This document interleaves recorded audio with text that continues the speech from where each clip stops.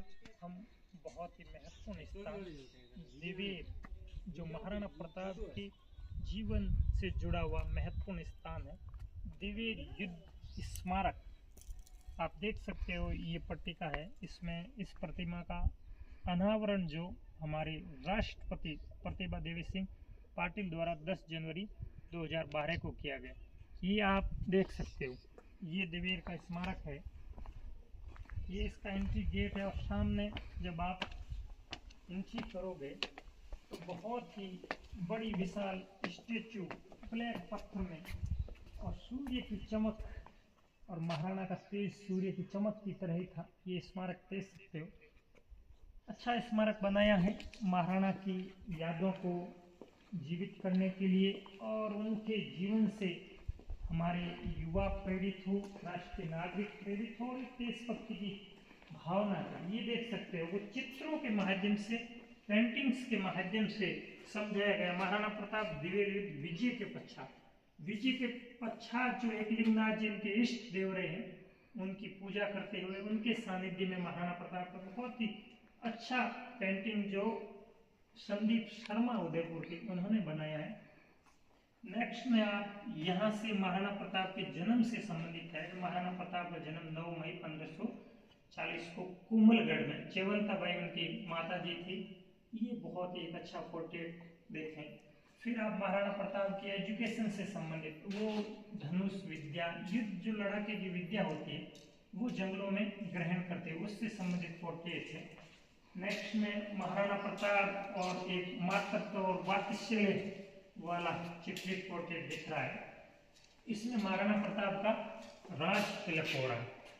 महाराणा प्रताप का राज तिलक सामंतों की सहमति से गोगुंदा में हुआ, तो उससे संबंधित पोर्ट्रेट है। जिन्होंने सलुम्बर के रावत है, उन्होंने उनका राज तिलक किया था और अभी भी मेवाड़ जो घराना है उनका राज तिलक की परंपरा में सलुम्बर के रावत अपने हाथों से, जिसपे कटार से काट के खून से राज तिलक करते हैं। ये परंपरा अभी भी निभाई जा रही है।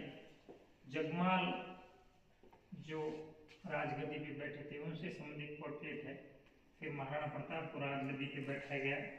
महाराणा प्रताप यहाँ एक युद्ध के उद्घोष और वीरता का प्रतिबिंब, अधीनता न स्वीकार करने वाला एक पोर्ट्रेट दिख रहा है, जिसमें आप पीथल पाथल में जो कन्हैयालाल सेहतिया की मशहूर रचना है जो पृथ्वीराज चौहान बीकानेर ने लिखी है, वो उसी तरीके का एक भाव यहाँ दिख रहा है। जैसे वो पृथ्वीराज चौहान को कह रहे हैं, नहीं मैं कभी भी हरे घास की रोटियां खा लूंगा, वन वन विचरण कर लूंगा, लेकिन मुगलों की अधीनता स्वीकार नहीं करूंगा। उसी गाने के भाव को प्रतिबिंब करता ये पोर्ट्रेट। ये देख सकते हो महाराणा प्रताप उनके सहयोगी वनवासी भीलों का सहयोग तो आप सब जानते हो। उनके सहयोग के बिना ये दुर्गम इलाका है, बहुत घने पहाड़, घने जंगल, उस जंगल के जानकार आदिवासी लोगों के सहयोग के बिना इतने बड़े युद्ध को जीतना और इतना लंबा समय जंगलों में गुजारना किसी भी राज्य और सेना और राजाओं के लिए बहुत कठिन था।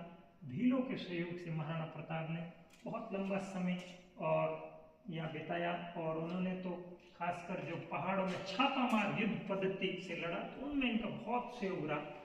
ये 18 जून 1500 का हल्दी घाटी का पोर्ट्रेट है। बहुत ही बड़ा हल्दी घाटी का मैदान और उस घाटी में जो युद्ध लड़ा गया उसका एक चित्रित किया गया।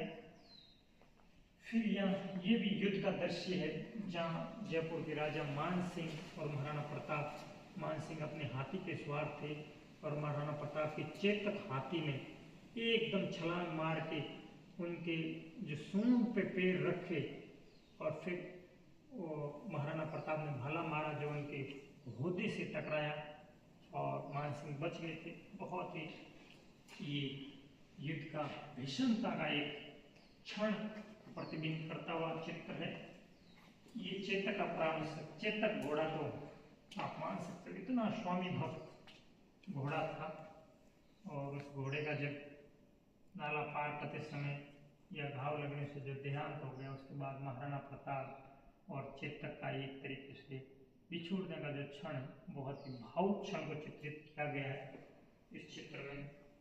ये महाराणा प्रताप का रण कौशल आप देख सकते हो कि महाराणा प्रताप ने एक ही तलवार से उस पर बैठे हुए सैनिक और घोड़े दोनों को काट डाला। तो आप उनके रंग कौशल और उनके बाजू की ताकत का अंदाजा लगा सकते हो इस पोर्ट्रेट से।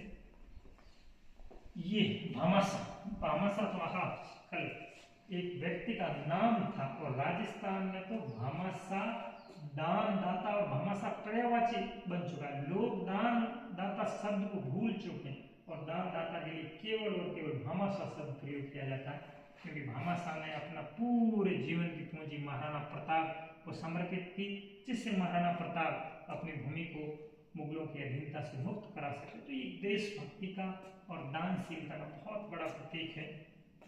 महाराणा प्रताप शक्ति की पूजा करते हैं। शक्ति ही महत्वपूर्ण है, युद्ध में शक्ति ही विजय दिलाती है। और पुराने राजा महाराजों के कुल देवी कुल देवता जो शक्ति के प्रतीक है, कुल देवी, उनकी पूजा करते प्रतिबिंब है। ये महाराणा प्रताप रूपनाथ योगी से आशीर्वाद लेते हुए ऋषि मुनियों से आशीर्वाद लेने की परंपरा भारत में रही है, तो उसी का प्रतिबिंब। नेक्स्ट में हम देख सकते हो महाराणा प्रताप का दया भाव।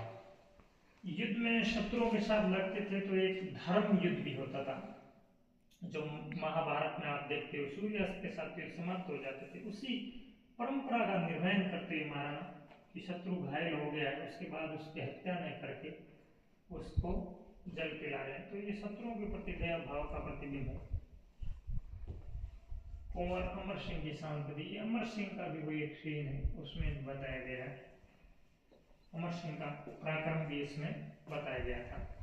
तो ये देख सकते हो कि जो म्यूजियम है, उस म्यूजियम में पोर्ट्रेट के द्वारा पूरे महाराणा प्रताप के जीवन, हल्दी घाटी का युद्ध, दिवेर का युद्ध और महाराणा प्रताप की जो अपने धार्मिक आस्था थी उससे संबंधित चीजें दिखाई गई।